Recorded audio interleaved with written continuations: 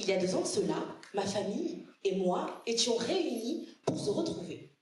Lors de ce moment de partage, mon petit frère, qui était alors âgé de 3 ans, était plein d'énergie, courait et jouait partout autour de nous. Tout d'un coup, un silence, puis un cri. Et c'est courant à son secours que je le retrouvais, la tête coincée entre les barreaux d'une chaise. Je voulus l'aider, alors je me mis à pousser sa tête. Mais il eut mal. À leur tour, d'autres personnes ont essayé de l'aider. Enfin, 5 adultes sont venus et l'ont tiré d'affaire. Cependant, pour moi, il fut surtout question de s'interroger de pourquoi 5 personnes.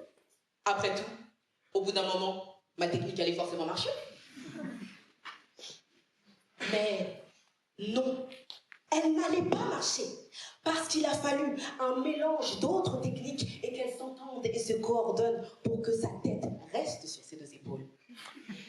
C'était donc une révélation pour moi, et cela l'est pour vous aussi. L'union fait bien la force. Oui, nous devons être unis, braver toutes les énigmes, avoir toutes les solutions.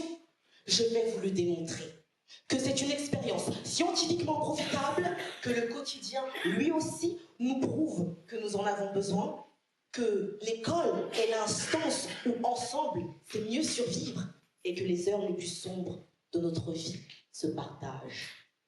En cela, il est vrai que nous pouvons l'affirmer, l'union égale à une force sans pareille qu'on ne trouve nulle part ailleurs. Nous le voyons scientifiquement, que nous sommes nés avec la capacité de réflexion, mais pas celle d'avoir toutes les solutions. Que la simplicité de la routine est en fait une route qui se trace à plusieurs. S'il est dans le même temps question de s'éduquer, quoi de mieux que de vivre ensemble dans nos établissements, nos mini-sociétés? Et en ce qui concerne les étapes les plus dures de notre vie à passer, il faut une personne qui tienne la lampe dans les ténèbres pour éclairer ceux qui y sont abrités. Tel le vent qui souffle avec force et puissance sans savoir d'où il vient et où il va, voilà ce qu'est être ensemble. Une unité indissociable à la force démesurée. Saviez-vous qu'il est scientifiquement démontré que notre corps réagit pour nous sauver, mais ne peut rien parfois quand la volonté de nous nuire émane de nous? L'overthinking, qui veut dire trop penser, est le fait d'être submergé de pensées, ce qui provoque du stress et par la suite, notre physionomie en est impactée. Des torrents d'émotions, des pensées négatives. Ces pensées, elles nous nuisent. Nous ne pouvons plus y voir clair. Car ces interactions avec nous-mêmes, nous devons les faire avec les autres. Certaines pensées les plus banales peuvent créer du stress, ne serait-ce qu'avoir oublié le prénom de quelqu'un. Demandez-le, car c'est la guérison qui en découle la force. Dans notre quotidien aussi, nous pouvons avoir l'unité. Aussi courte et simple soit l'union. Que ce soit aider un élève ou encore prêter un stylo, c'est notre unité de tous les jours qui permet d'avoir ce résultat-là, que nous appelons routine. Car si elle est réitérée, c'est qu'elle marche et elle dure dans le temps. Elle est compétente, elle est solide, elle est forte. C'est notre chaîne invisible d'actions invisibles qui permet de poser des actions concrètes. Henry Ford a dit « Se réunir est un début. Se retrouver est un progrès et travailler ensemble est la réussite. » Dans ce quotidien, nous retrouvons l'école, qui est l'instance par définition de l'unité. Jamais rien ne se fait seul. Même pour la réussite, lorsque vous réussissez un examen ou que vous parlez en public, vous êtes l'assemblage des traces laissées par ceux qui vous ont marqué et entraînés dans votre réussite. Que ce soit même juste en vous encourageant, vous racontez qui vous êtes, tout autant que vous racontez qui ils sont. Survivre à l'école est un ensemble. C'est dans cette fraternité que l'on supporte les insultes et les moqueries. Grâce à cet ami qui vous distrait, vous dit la vérité et vous soutient, qui vous permet de survivre et maintenant de vivre. C'est aussi le cas de certains moments de la vie, ces passes qui n'en finissent pas, ces moments de solitude, ces questionnements sur comment surmonter la mort d'un proche avant peut-être de l'avoir essayé. Oui, dans ces situations, là, ensemble veut dire survivre. Car cela ne veut pas dire que vous êtes beaucoup, mais seulement que vous n'êtes pas seul.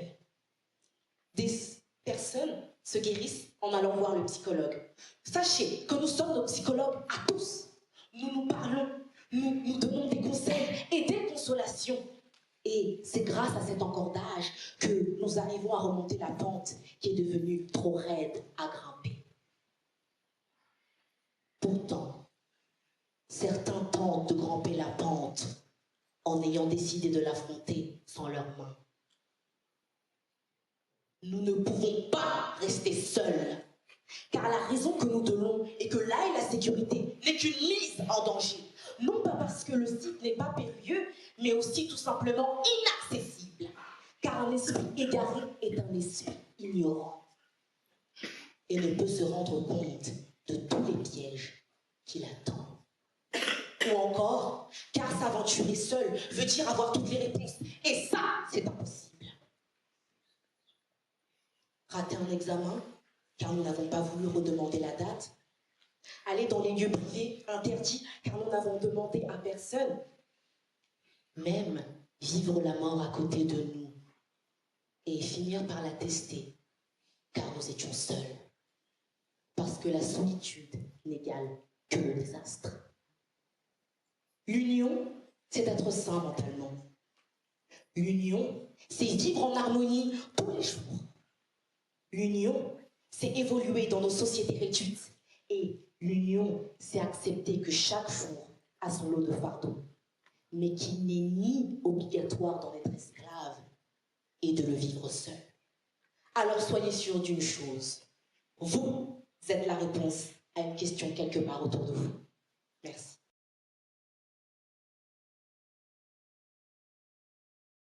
Le discours que je m'apprête à vous faire est ma force. Ma force de vous convaincre qu'il sera le meilleur, que mon art oratoire sera assez bon pour mériter de gagner cette finale.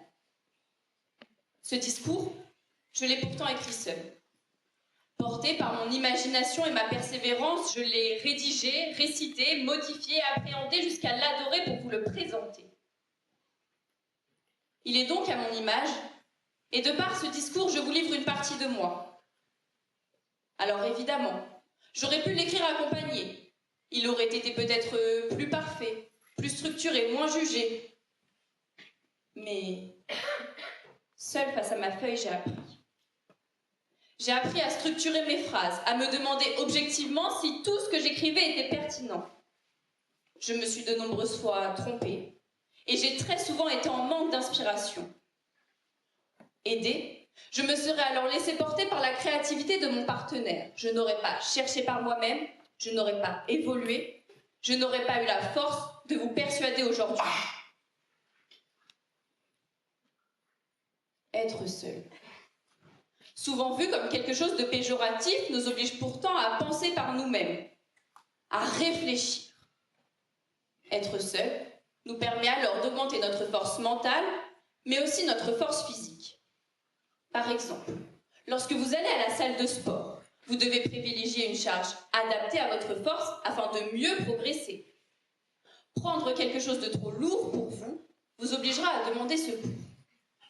L'union vous aura certes aidé, mais ne vous aura pas fait croître dans vos objectifs. Alors oui, évidemment, créer sa force seule demande beaucoup plus de temps, beaucoup plus d'énergie.